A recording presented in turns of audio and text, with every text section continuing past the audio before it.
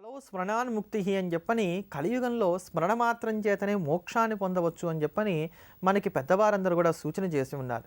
కృత త్రేత ద్వాపర యుగములు అనబడేటువంటి యుగాలు ఏవైతే గడిచిన ఉన్నాయో ఈ 3 యుగాల్లో కూడా మానవుల యొక్క ఆయుర్దాయము ప్రమాణం చాలా విస్తారంగా ఉండేవి.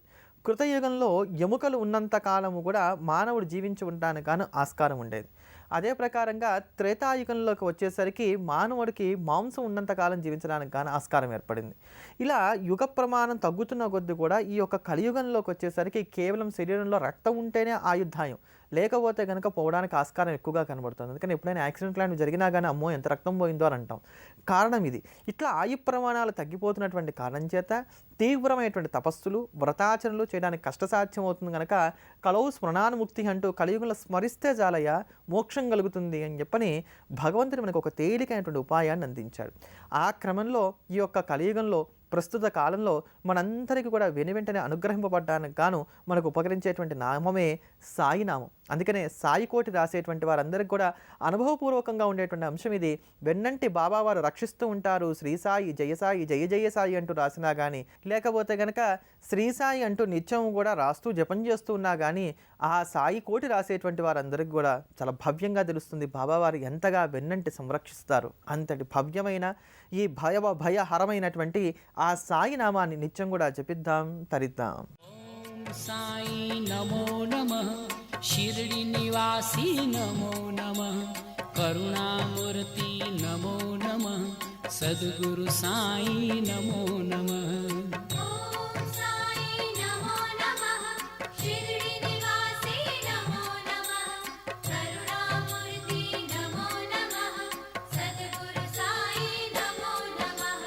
ఓం సాయి నమో నమః, షిరిడి నివాసి నమో నమః, కరుణామూర్తి నమో నమః, సద్గురు సాయి నమో నమః.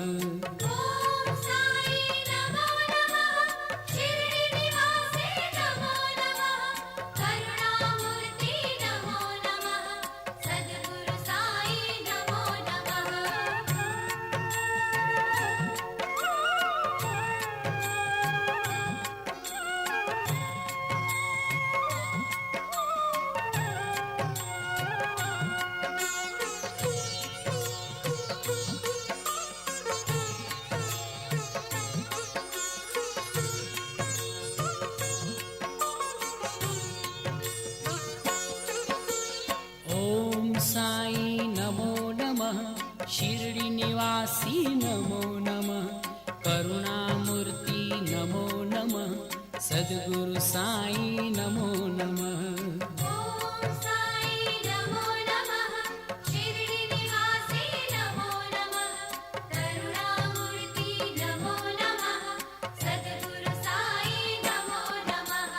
ఓం సాయి నమో నమః, షిరిడి నివాసి నమో నమః, కరుణామూర్తి నమో నమః, సద్గురు సాయి నమో నమః. ఏషా విద్యా సిద్ధిదాయిని స్మృతిమాత్రతః అగ్నివాత మహాక్షోభే రాజా రాట్రస్య విప్లవే లుంటనే తస్కరవయే సంగ్రామి శ్రీలప్రవే అంటూ దీనికి చాలా సుదీర్ఘమైనటువంటి ఫలశ్రుతి తెలియజేశారు. అందుకనే ఇందులో అగ్ని సంబంధమైనటువంటి ప్రమాదాలు కానీ ఇతరత్రా ప్రమాదాలు కానీ సంభవించకుండా ఉండాలి అని అంటే ఈ స్తోత్రాన్ని పారాయణ చేయాలని చెప్పారు కనుక చేత్తో విభూతి పుచ్చుకొని ఈ స్తోత్రాన్ని పారాయణ చేసి దాని పిల్లలకు రక్షగా పెడుతూ వచ్చినట్లయితే కనుక వారు ఆటపాటల్లో ఎక్కడైనా సరే కింద పడడం, దెబ్బలు తగిలించుకోవడం ఇట్లాంటి వాటి వల్ల పెద్ద పెద్ద ఇబ్బందులు వారు పొందకుండా ఉండడానికి గాను ఆస్కారం ఏర్పడుతుంది. అంతేకాక ఇది ఒక అద్భుతమైనటువంటి రక్షా కవచంలాగా పిల్లల్ని సంరక్షించడానికి కూడా ఉపయోగపడుతుంది అనడంలో ఎంతమాత్రం అతిశయోక్తి లేదు. బాలగ్రహ దోషాల నుంచి నవగ్రహ దోషాల నుంచి కూడా ఈ స్తోత్రం అద్భుతంగా సంరక్షిస్తుంది. అంతటి మహత్వపూర్వమైనటువంటి ఈ స్తోత్రరత్నాన్ని శ్రవణం చేద్దాం, లలితా కటాక్షాన్ని పొందుదాం. లోపముద్రామయీ అగస్త్యమయీ కాలతాపనమయీ ధర్మాచార్యమయీ ముక్తకేళీశ్వరమయీ దీపకళానాథమయీ విష్ణుదేవమయీ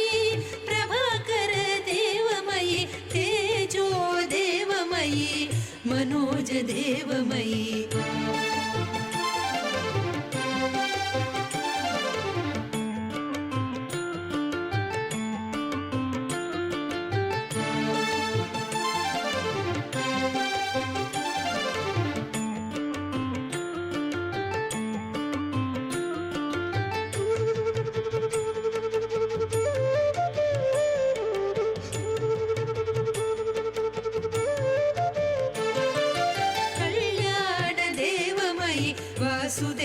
దేవమయీ రత్నదేవమయీ శ్రీరామానందమయీ అణిమా సిద్ధే లఘిమా సిద్ధే గరిమా సిద్ధే మహిమా సిద్ధే ఈశిత్వ సిద్ధే వసిత్వ సిద్ధే.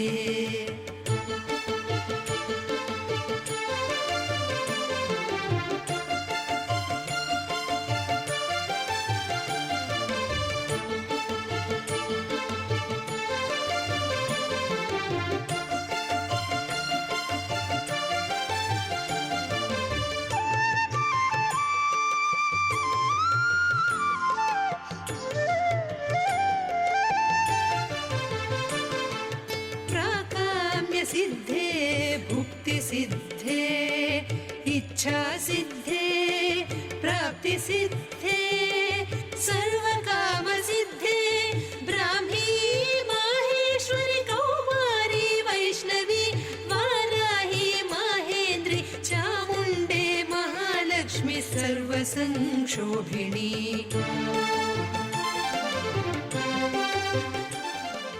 పాడ్యం నుంచి మనకి పూర్ణిమ వరకు ఉండేటువంటి తిథులు 15.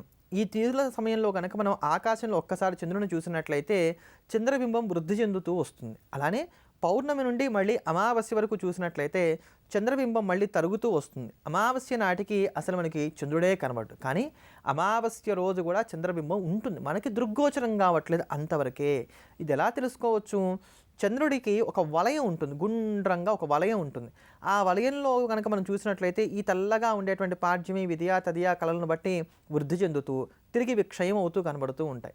అలా వలయం ఏదైతే ఉంటూ చంద్రుడిలో ఈ యొక్క కళలన్నీ రావడానికి వెళ్ళడానికి కారణమవుతోందో ఆ వలయమే త్రిపుర సుందరి స్వరూపం అని చెప్తారు. అందుకనే దానికి ధ్రువకళ, సాదాఖ్య కళ, సరిఘ, సదాశివ కళ, శ్రీకళ వంటి అనేక నామాలు చెప్పారు.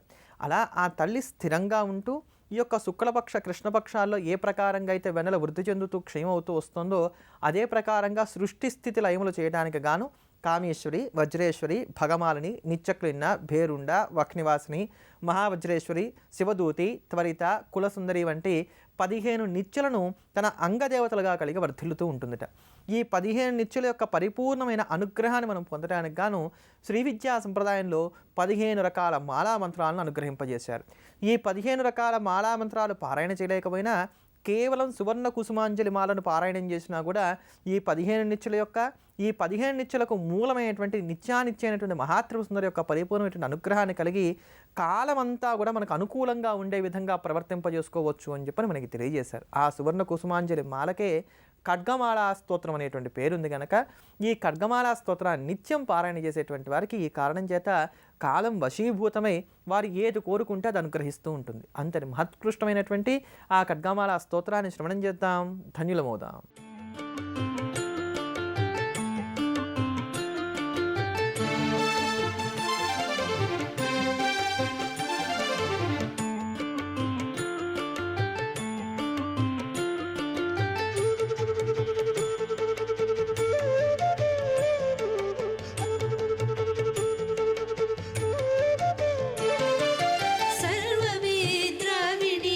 सर्वाकर्षिणी सर्ववशङ्करी सर्वोन्मादिनी सर्वमहाकुशी सर्वखेचरी सर्वबीजे सर्वयोने सर्वत्रिकण्ड